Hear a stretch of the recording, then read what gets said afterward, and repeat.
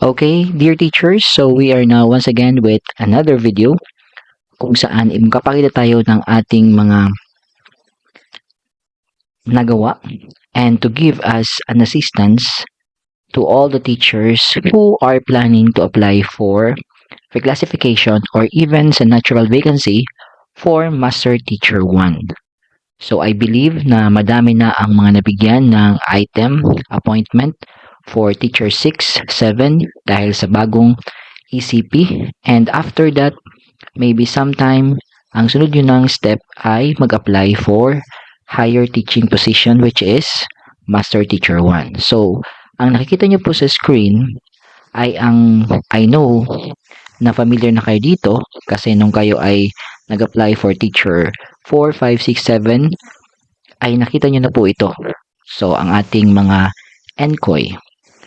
So for Master Teacher 1, which is ito ang focus natin, makikita ninyo dito ang mga kailangan ninyong ihanda naman. Ang 1.2.2, 4.4.2, 5.2.2, 6.1.2, at 7.4.2. Yung may dalawang asterisk po, as you can see, ito po ay ang magiging basis or indicator na gagamitin during interview. But sa ating NCOY assessment, itong 5 lang po na may single asterisk, yan po muna ang inyong ihanda. So ano nga ba ang mga laman yan? So magpakita tayo ngayon ng ating mga nagawa. Pero iisa-isahin natin nang sa gayon ay makatulong and maging basis po kung gusto nyo lang po siyang sundan.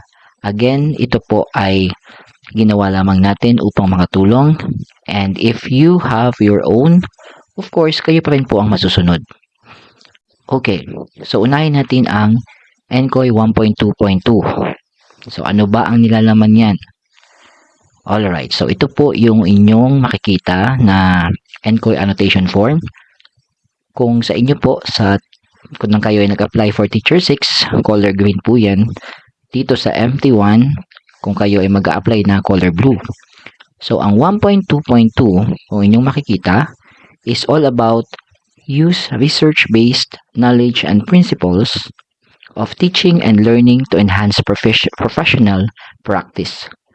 So, bilang mga teachers, mahalaga ng ating mga ginagawa sa klase ay nakabatay sa mga napatunayan ng effective based on research.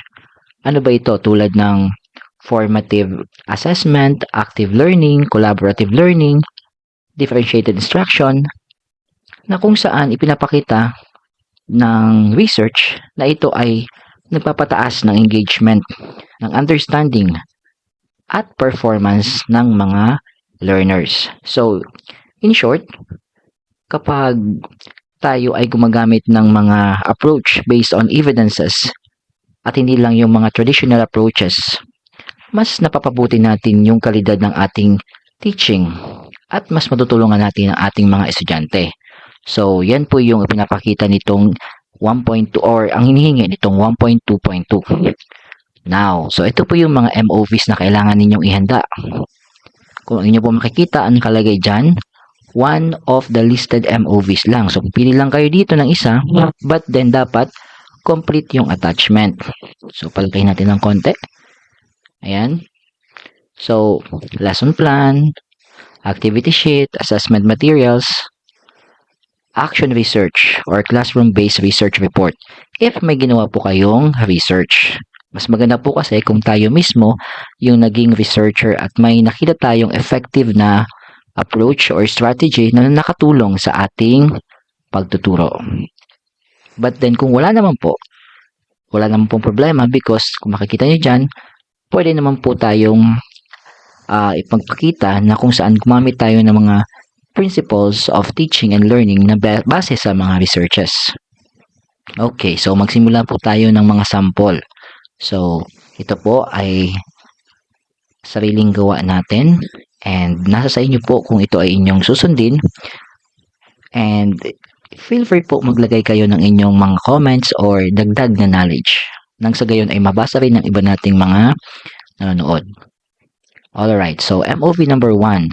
So again, isa lang po ang pwede niyong piliin dito or pwede rin po lahat or pwede rin po isa lang. Basta comprehensive yung pagka-present. So lesson plan. So ang lesson plan na ginamit niyo po during your CO na kung saan may annotation yan. Sample lang po yan, pakita tayo.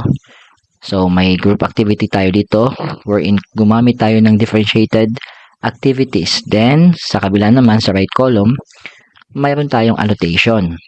So, yan po ay isang malinaw ng pagkapakita na gumamit tayo ng strategy ng isang klase ng pagtuturo na kung saan ina-address natin na yung mga bata ay individually learning in different ways. So, we provided them differentiated activities.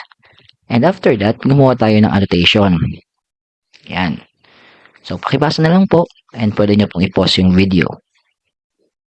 Then, after that, we can also add yung ginamit nating activity sheet. So, sa ating lesson plan, may pinakita ba tayo ng activity sheet para mas makita ng assessor? Yes. So, ito po kung makikita natin, sample ng differentiated activities. Hindi ko lang po dyan kinumpleto, but then, magkakaiba po yan. And then, the activity cards.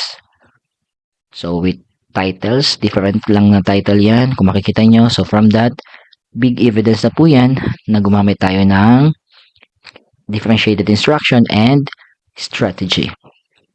Then annotation again. Okay, so yan. Aside from that, ito yung sinasabi natin kanina na what if wala kang ginawa or hindi ka naman naging researcher. So if that, pwede kang maglagay ng annotation sa iyong lesson plan wherein from the research conducted by others, you utilize this in making your lesson. So, yan po. Lagyan nyo lang po ng annotation. And then, ito po sa baba. Maglalagay tayo dito ng discussion, paliwanag. So, relevance and responsiveness to learners' needs. So, we will explain. The lesson begins with weather-related. Okay, basa na lang po. And then, gumamit tayo ng riddles and interactive games. And gumamit din tayo ng differentiated activity to address the different types of learners and annotation. So, yan po. And aside from that, may pwede pa tayong dagdag na annotation to address and to really make this NCOY attainable. So, magbabagay tayo dito ng mga proven strategies that will support our lesson. For example, application of research-based strategies, yung data-informed instruction and grouping. Bakit tayo nag-conduct ng groupings? Kasi base sa mga studies that is proven effective. So, yan. So, kung makikita nyo po, lahat po yan ay mga research-based discussion and annotation na kung saan nagkapakita ng relevance ng mga ginawa nating activity sa ating lesson. So, ito naman po, another MOV. Kung kayo po ay nag-conduct na mismo ng action research or classroom-based research, mas maganda po kasi mas magpapalalim pa ito ng inyong MOV. Ayan. So, magbanggit kayo ng basis, then yung questions, then ang result, then again, annotation. So, if you are going to ask me, kailangan ba Teacher Chad na palaging may annotation? Hindi naman po. But then if you want to make it comprehensive, and then kapag nagpaliwanag kayo or nagsulat kayo ng inyong sagot sa NCOY form, hindi po kayo mahihirapan. And if ever, if you want to serve it as basis, mas maganda na po yung may annotation kayo, di po ba?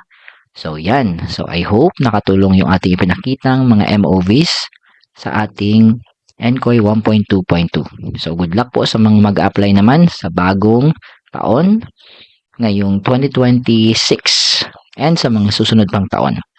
Congratulations po sa mga na-approve na or nagkaroon na ng kanilang mga appointment.